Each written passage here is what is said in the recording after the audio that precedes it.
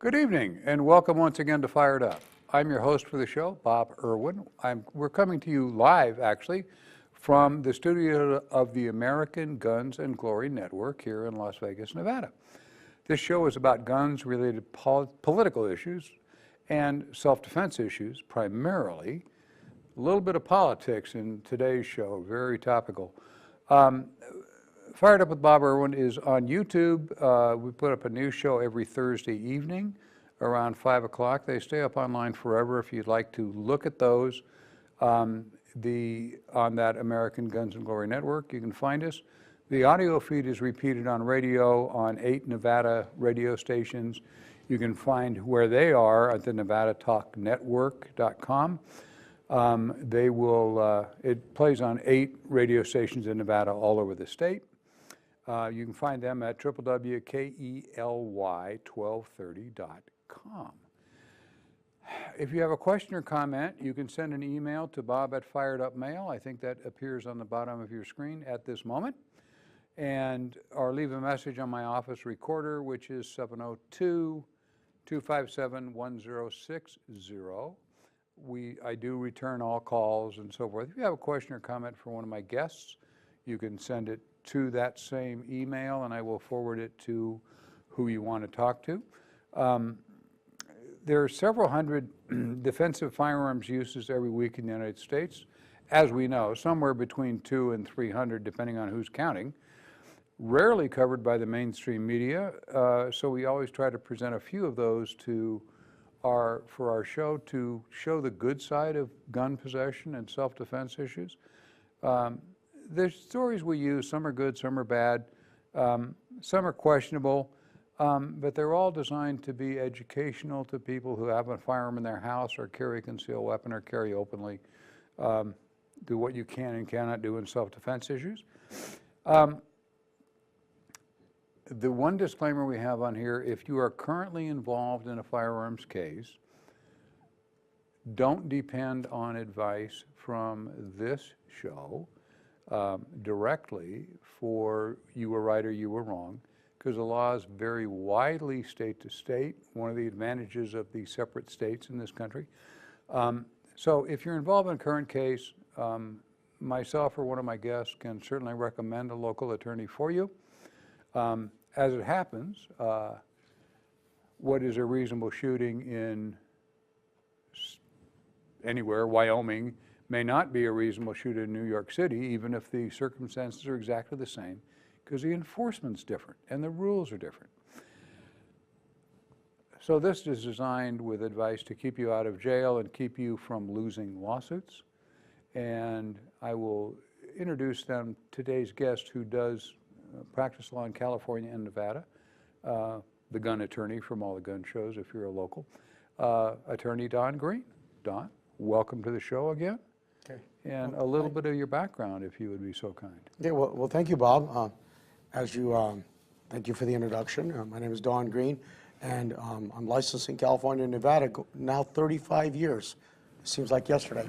But the emphasis of my practice is gun-related issues, not just only self-defense, but also administrative appeals to the FBI, representation of federal firearms licensees before the ATF, and also administrative agencies both here and in California.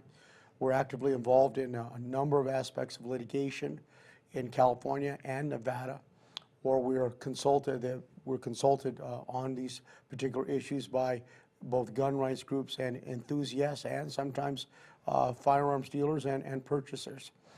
They can look me up either through your site or go to dongreenlaw.com, and they'll find my contact information. Thank you, Bob. Okay, well, we had some cases lined up, which we're going to get to in a while, but Don and I were talking earlier today, and there is right now some interesting stuff going through the court system regarding magazine bans and types of firearms and who gets them and who doesn't. And we've apparently got conflicting federal court decisions. So hopefully the Supreme Court shortly will come down on our side. But give the listeners, if you would, we talked about it in the car. He can explain it in legalese way better than I can. Okay, Bob, There's a case going on in California. It's called Duncan versus Becerra. Virginia Duncan is a citizen, and Xavier Becerra is the Attorney General of the state of California.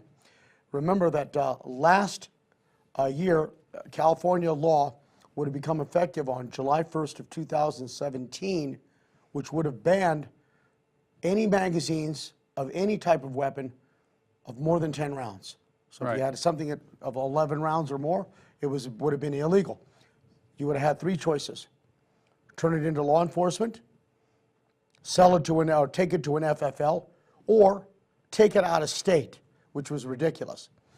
Several gun rights groups filed lawsuits. Notably was Virginia Duncan. She had contacted some lawyers as a concerned citizen, and the case was filed in San Diego, United States District Court. Judge Benitez, a federal district court appointee from the second George Bush, declared that California's law was unconstitutional on two grounds. First, it violated the Second Amendment protections enunciated in the famous Heller case of the United States Supreme Court, authored by Justice Scalia, and also constituted an illegal taking of property on the Fifth Amendment. The injunction was issued because it's an injunction under the Federal Rules of Civil Procedure. The state of California appealed to the Ninth Circuit, which we know is one of the most gun-unfriendly jurisdictions in the entire United States. There's been a lot of briefing going on, notably 6 days ago. On January 12, 2018, two sets of briefs were filed. First was the briefs of 18 attorneys general led or spearheaded by the Attorney General of the state of Arizona. The second group was a group of law enforcement officers, including the Western States Sheriff's Association, of which several prominent sheriffs and chiefs of police in the state of Nevada are members. Right. That was led by Ron Unger, who's the sheriff of Lander County, and there is an undersheriff in Las Vegas. We won't mention his name, but he is. They're in the briefs. The bottom line is in these briefs is that they're saying that the ban itself is unconstitutional. So Judge Benitez's ruling is correct to permanently enjoin, that is, prohibit California from enforcing this law. And it states that because it violates the prescriptions of the Second Amendment as defined by the U.S. Supreme Court, right. How can you have a modern weapon which is accepted in society, which is used by millions of Americans? How can you use the weapon if you cannot have a magazine which chambers the particular cartridges for that weapon? And most of those, like for example AK-47s and AR-15s, are more than 10 rounds. These briefs are very important, and if your listeners want to get a copy of them, they're welcome to email you, or they can email me at dongreen.com, and then my email is on there, and we'll be glad to forward that in PDF format. But important here is that the states, these 18 states, does not include the state of Nevada, as far as the Attorney General's is concerned. The other brief filed by the Western States Peace Officers Association does include members in Nevada who are part of this Western States sheriffs and police and chiefs of police organization. We don't want to get too much into the politics. I'll defer to you as to why Nevada did not join this one, but it does conflict with yet another decision in Sacramento, which found that the California law is constitutional. And then we have the case in Washington, D.C., Grace versus District of Columbia, in which the District of Columbia decided not to appeal a federal district judge's decision to declare that Washington, D.C.'s very restrictive concealed weapons permit requirements was too restrictive. So we have some conflicts which are definitely going to end up in the U.S. Supreme Court. That is going to be when do we got a timeline for when this actually is liable to be heard, if it's going to be heard? heard or declined, I guess. Right. The Ninth Circuit's, the docket sheet is like 200 or 300 entries already, and they're adding more each day. The briefing will probably be done this month or early February. I expect that the court will hear it probably sometime between March and June and issue a decision by the end of the year, if not earlier. Wow, a very short timeline. We may hit a few points on this after the break, but we're going to break away for a word from one of our sponsors. I don't know who's up in the draw here, but we'll be right back in about 2 minutes. Don't go away.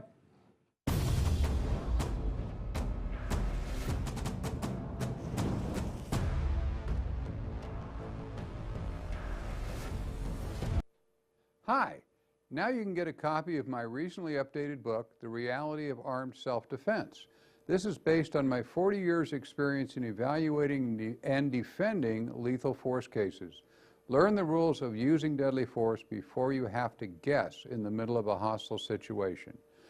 For Fired Up Special, you can get this book for only $10. If you live outside the first 48, please add appropriate postage. Mail orders can be sent to Bob Irwin, P.O. Box 97413, Las Vegas, Nevada 89193. Thanks for ordering one.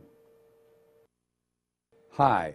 If you keep a firearm in your home or carry one for personal protection, it is incredibly important to get some training and keep up with changes in the law. My friend Maggie Mordaunt, owner of Homeland Personal Protection, is the place to go. Maggie teaches at Bass Pro as well as the Clark County Shooting Park and major gun shows here in Clark County and in Reno. You can check out her classes at ccwmaggie.com. That's ccwmaggie.com. Training is necessary. Thank you. Hi.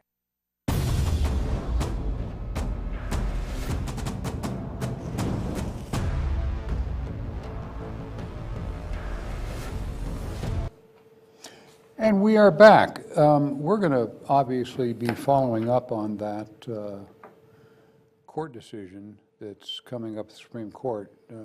I'll have Dawn on again in another couple of weeks. We have when we get closer to it, and there'll be a lot more stuff available. That is a huge case for anybody who owns a firearm. This next case is a little bit more of our standard stuff. This is from KHON TV2. Back on the day after Christmas in Honolulu, Hawaii. A fellow from Ewa Beach is arrested in connection with a shooting on Christmas Eve that has been released from custody. The shooting happened in a gated neighborhood on Laula, L-A-A-U-L-A Street. I did a lot of work in Hawaii, and I never did get used to how you can pull a six-letter word that are with seven vowels in it and pronounce it. Anyway, but according to sources, a 51-year-old resident found two men that were wearing masks on his property. It's in a gated community now, so he finds these two guys on his property.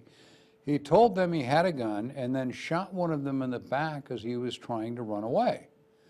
The man that was shot took himself to a nearby hospital and was listed there in stable condition. Looking at this case so far, it would be one that we would normally look at and go, well, that's a bad shoot. I mean, it's property crime and so forth. But anyway, a Hawaii criminal defense attorney, his name is Victor Bach, B-A-K-K-E, was interviewed and said Hawaii self-defense laws protect him depending on the amount of force that was used.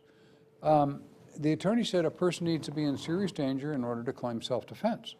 In this circumstance, where one of the trespassers was shot in the back, Bakke said the defense law would protect the resident. Absolutely shooting someone in the back is always open to interpretation, he explained. If they were inside the house, then it's pretty clear they will probably get shot, and that would be justified. Protecting property is not enough to justify use of force. This is the attorney again saying, But you cannot claim self-defense if you can retreat in complete safety. That's pretty standard around the United States. The loss, now this is the attorney quoting it, the loss is the homeowner has to believe that he is in immediate danger, which means as soon as he's confronted, he has to make a split-second decision. Usually it's better to make the decision on your side and be careful because it's better to be judged by 12 and carried by 6 at a funeral. Standard pro-gun comments. Some of the neighbors wonder whether the shooter really did anything wrong. 2 of them commented to the media. One says, it doesn't make me feel more comfortable that we are trying to defend our home and not let them try to come in. Another said, I have a 3-year-old daughter and a wife. I will do anything to protect my family for sure. And this kind of really struck me because as everybody knows, Hawaii has incredibly restrictive firearms laws, possibly the most restrictive in the United States. They certainly rival New York in a lot of areas for that. Yet it appears from this attorney's comments that their home defense rules may be more favorable. I looked up the lawyer. He's not some local wacko. He's been practicing for years. He's got 5-star ratings from everybody. As of this writing, it is unknown if the shooter or trespassers will be facing any charges. I was just stunned at this bifurcation of Hawaii's gun laws. Well, Bob, let's look at it from Nevada and California. California is real easy. Homeowner still in jail. Yeah. Probably no bail or such a high bail he can't possibly afford it. Next, notice that the perpetrators were wearing masks in a gated community. They were definitely up to no good. Does that justify shooting them? No. But stop, I have a gun. That would meet Nevada law. Because Nevada law says that you can't kill anybody unless it was absolutely necessary, you were not the original aggressor, or, under the second element, you did everything you could to try to stop it. I have a gun, stop, drop your weapons. We don't know anything about whether idea whether they had weapons. Right. The bad point is for California, for this particular homeowner, is that he shot one of them in the back while the perpetrator was trying to escape. Again, if they were in the home, it's a different story. But it's true that the defense of property is rarely, I'm not going to say never, rarely ever a justification for a shooting where there's and likely that you're going to inflict more than great bodily harm and death. But let's look at it this way. Suppose that the perpetrators did have weapons, knives, baseball bats, iron bars, and weapons. Was the fact that they were on the property trying to break into a car incidental to this particular situation? Or were they doing something else? Was there a child in the car? Was there a wife in the car?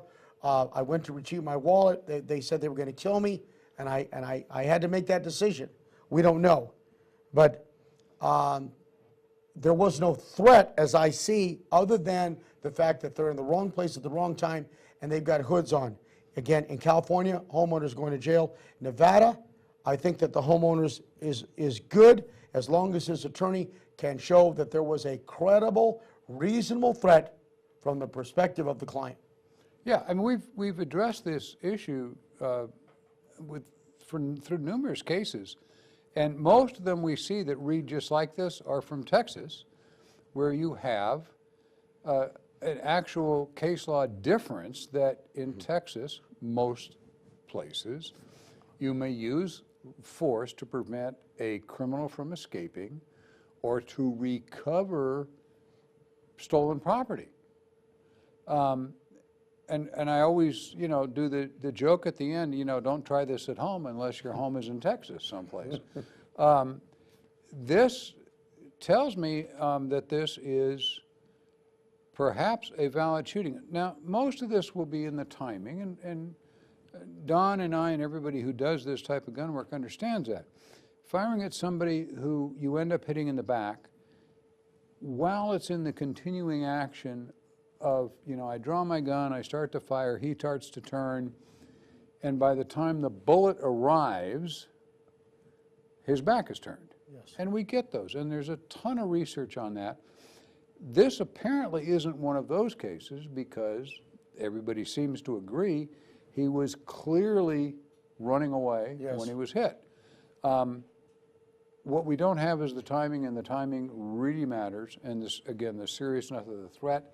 If verbal threats were made that were very dangerous, if, I'm going to kill you, if verbal warnings were given, always, if possible, make a verbal warning. People hear that. Witnesses come out of that woodwork and say, I heard him yell, stop, and then I heard a shot. That guy will save you. Yes. Witnesses, there's always witnesses, but everybody turns usually when they hear the gunshot. But they'll hear the scream before. If they only hear a gunshot and don't hear the warning, that can work against you. So try to use verbal warning. It's just, like I say, I was just basically flabbergasted when I saw this. And as I say, I looked up the lawyer, and he's got all kinds of 5-star ratings and lawyer association credentials and all sorts of things. Well, that's the value of your show, Bob. You present these scenarios which you don't see these that often in the concealed weapons classes. You don't see these in the blogs. You don't see these on those videos that these companies offer. As far as classes are concerned, this is the real world. Yeah. And that's why I think that it's the value of this show is to present different scenarios of what's going to happen. And you point out in your comments, charges have not been filed against the homeowner or the suspects. Yeah, they have let this one basically slide until they get all of these details put together. I can't imagine this case just sliding like that, but that's something that surprised me about Hawaii law. We're going to be back in just a moment. Don't go away.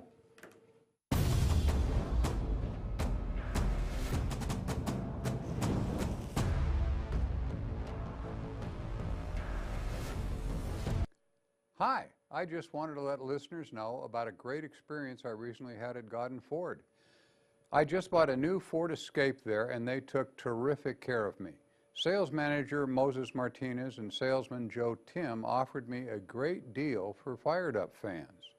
Call Godden Ford, they're at 702-731-2121, and ask for Joe Tim or Moses Martinez. Ask for the Fired Up discount. They will give you employee pricing.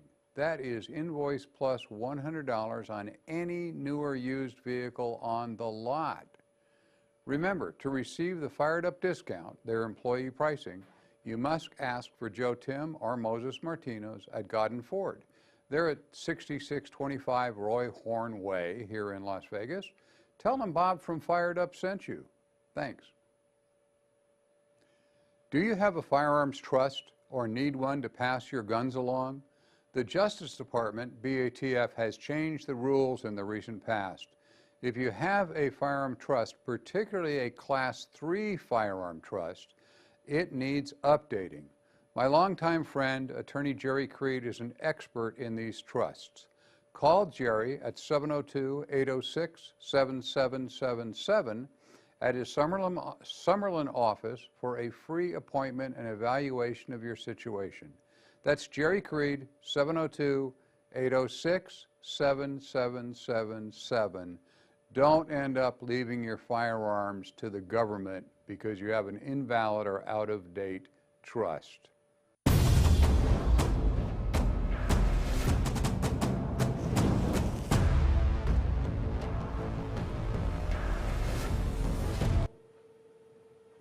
And we are back.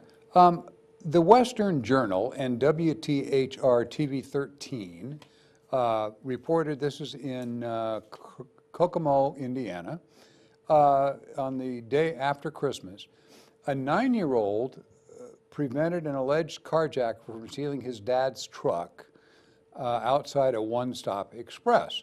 The youngster was sitting in the back of the car with the engine running while his dad made a quick stop to get some ibuprofen for his wife, according to the media.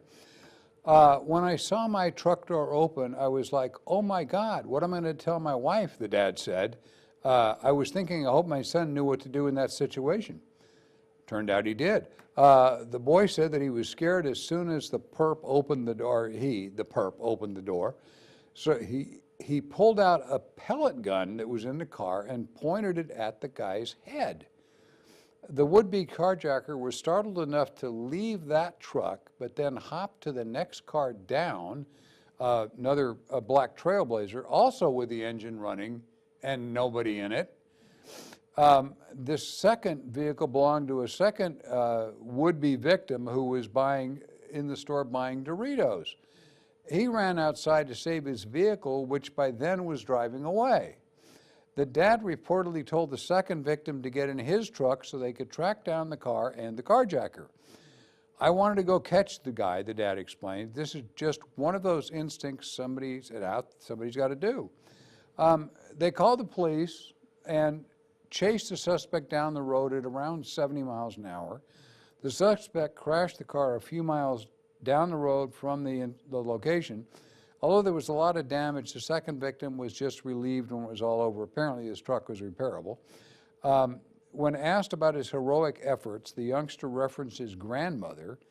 I just like helping people because it's kind, and when my grandma was here, she would have me do the same thing.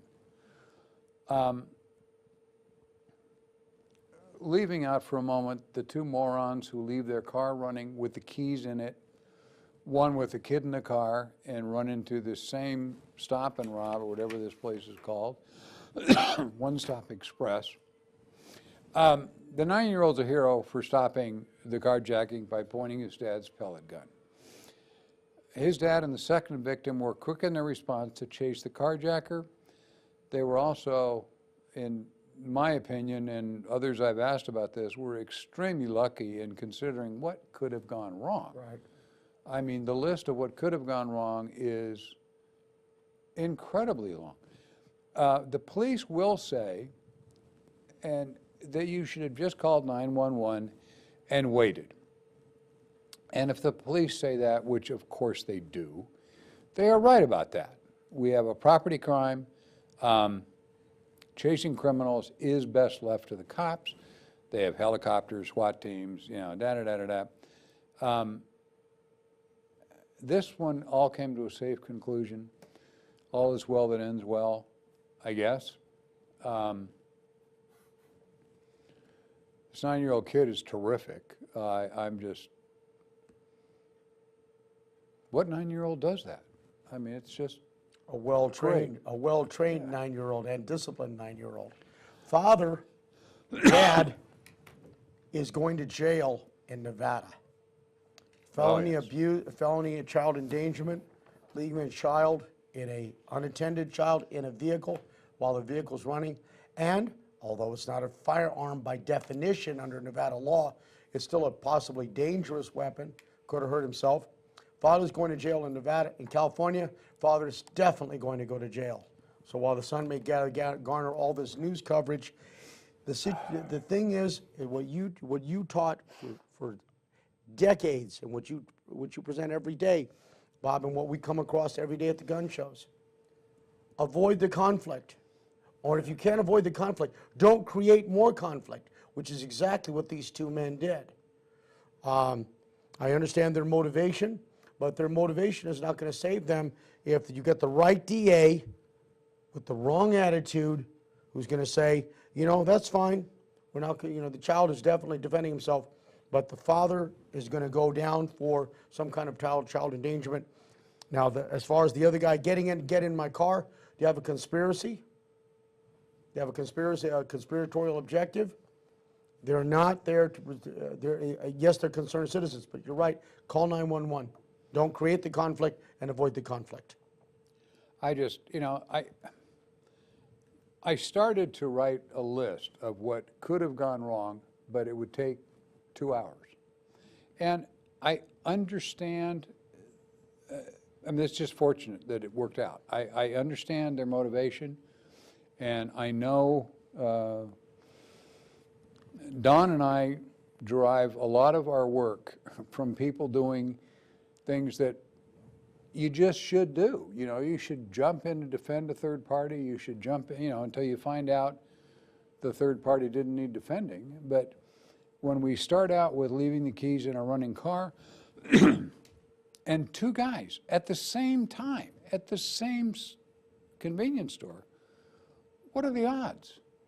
I'm just, yeah, I couldn't make this up. I mean, this is, I get one of these about once a week where you look at what happened and you just couldn't make it up. The previous one about Hawaii is one of those, but how do we, when you get firearms training, when you get a permit or in where you're required to have training, which is not everywhere and so forth and so on, you've just got to think of the common sense instead of, like, I don't want to deride these guys too much because it worked out. It just, wow. You know, the guy who is driving away in the stolen car is trying to flee the scene of a property crime. If he runs over a civilian out there or is killed in a car crash himself, the estate is going to come back and say, it's a property crime. He is fleeing with a $10,000 vehicle. That makes it technically a felony. Yes. But, you know, on the civil side, can you see a lawyer coming in and claiming he's the victim of the crime? Yes, absolutely. And he was murdered. And it won't go as a murder. Or some kind of wrongful death? Yeah, it'll be a wrongful death civil suit. Yes, certainly. absolutely. I can see that. That's why avoid the conflict, don't create conflict. Again, you can't make this up. I just, it's kind of amazing to me.